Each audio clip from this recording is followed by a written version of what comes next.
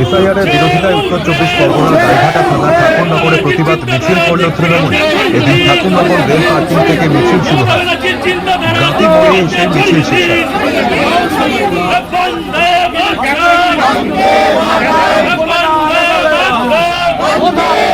কবে দেবে দাদা নাগরিকত্ব? আরে এটাই তো নিয়ম। আমরাও তো প্রথম থেকে এটাই বলছি যে ট্র্যাপে সাধারণ মানুষকে পড়তে হবে। বিজেপি এসআইআর এর জুজু দেখিয়ে সিএ জুজু দেখিয়ে ভোট নিয়েছে। আপনারা আমায় বলুন, সিএ বি থেকে সিএ আইনটা পাশ হয়েছে কবে? 2020। তারপরে 2024, 4 বছর লাগলো রুল ফ্রেম করতে। আর 4 বছর কবে রুল ফ্রেম হলো? 2024-এর জানুয়ারিতে, লোকসভা ভোটের 3 মাস আগে। আবার সিএ দেখিয়ে বিজেপি ভোট নিল। তাহলে বিধানসভার আগে আইন পাস, ভোট নিল, 4 বছর ঘুমিয়ে রইল। আবার লোকসভা এলো, রুল ফ্রেম করলো, আবার ঘুমিয়ে পড়লো। এবার বিধানসভা আসছে, জায়গায় জায়গায় ক্যাম্প করছে।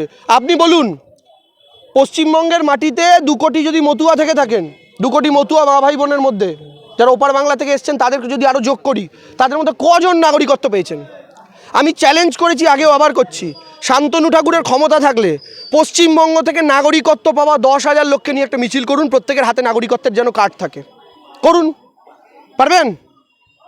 10,000 লোককে নিয়ে শান্তনু ঠাকুর মিছিল করবেন যাদের হাতে নাগরিকত্বের কার্ড আছে। মতুয়ার সংখ্যা 2 কোটি। চ্যালেঞ্জ করছি, পারবেন না? কারণ আপনারা দিতেই পারেননি তো। আজকে কেন বিজেপিকে ক্যাম্প করতে হচ্ছে? সিএর এতদিন ঘুমোচ্ছিল। আজকে যে মতুয়া মা ভাই বোনেদের নাম বাদ যাবে এসআইআর তালিকা থেকে, তারা তো এবার ভোটটা দিতে পারবেন না। কারণ একজন নাগরিকত্বের জন্য অ্যাপ্লাই করলে মিনিমাম 1-1.5 বছর লাগছে নাগরিকত্ব পেতে। তাও 100 জন অ্যাপ্লাই করলে 5 জন পাচ্ছেন, 95 জনেরটা রিজেক্ট। সভাপতি বিশ্বজিৎ দাস সহ একাধিক স্থানীয় নেতা নেত্রীরা গাতের মোড় সভা শেষে সেখানে অস্থায়ী মঞ্চ থেকে বিজেপিকে আক্রমণ চালান জেলা সভাপতি বিশ্বজিৎ দাস। গাতের মোড়ে মিছিল শেষে সেখানে অস্থায়ী মঞ্চ থেকে বিজেপিকে আক্রমণ চালান জেলা সভাপতি বিশ্বজিৎ দাস। কটাক্ষ করেন কয়েকদিন আগে ঠাকুরনগরে বিজেপি মিছিল করা নিয়ে। পাশাপাশি এদিন 200 বিজেপি কর্মী তৃণমূলে যোগদান করেন।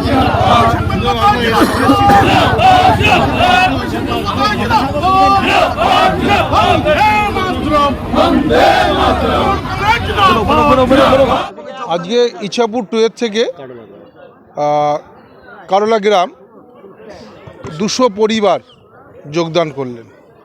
কারণ তারা বুঝতে পারছেন যে এই এসআইআর, এনআরসি, সিএ এর পরে যেটা করবেন, যেটা দেবাংশু কিছুক্ষণ আগে মঞ্চেও বললেন, এখানেও বললেন যে সমূহ বিপদ। বিজেপি আমাদের ভোট নিয়েছেন, তারা বিজেপিকে ভোট দিয়েছেন, অথচ সেই বিজেপি এখান থেকে এই মানুষগুলিকে বেনাগরিক করবার যে চক্রান্ত, ডিটেনশন ক্যাম্পে নিয়ে যাবার চক্রান্ত করছে। বাংলা বিদ্বেষী, এরা বাংলার মানুষকে ভালোবাসেন না। প্রথমেই ভাই যা বলেছে সেটাই। প্রথমে আমরা তৃণমূল করতাম, পরবর্তীকালে আমাদের ভুলবশত আমাদের কারণে আমরা বিজেপি থেকে এসেছিলাম, সেখানে কোনো সুযোগ সুবিধা আমরা পাইনি, ফলে আমরা আবার তৃণমূলে এসেছি। সুযোগ সুবিধা বলতে অনেক কিছুই, যা প্রতিশ্রুতি দেয় যে এখানে রাস্তা হবে, এই রাস্তাটা মেরামত করতে হবে, সেইগুলো করতে পারিনি। অনেক কিছুই। একেবারে এসআইআর চলছে, সেটা নিয়ে এছাড়া তো ভয় আছেই। অনেকের 2002-এর পরে কারোর অনেকের ভোট ওঠেনি, ভোট নেই, তাদের তো মনে ভয় থাকবেই।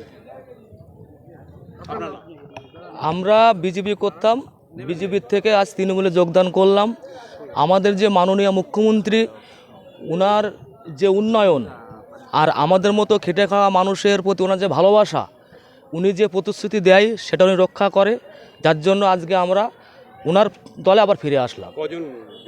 আমাদের বড়া কারোলা 2টো ওয়ার্ড মিলে 200-এরও বেশি পরিবার।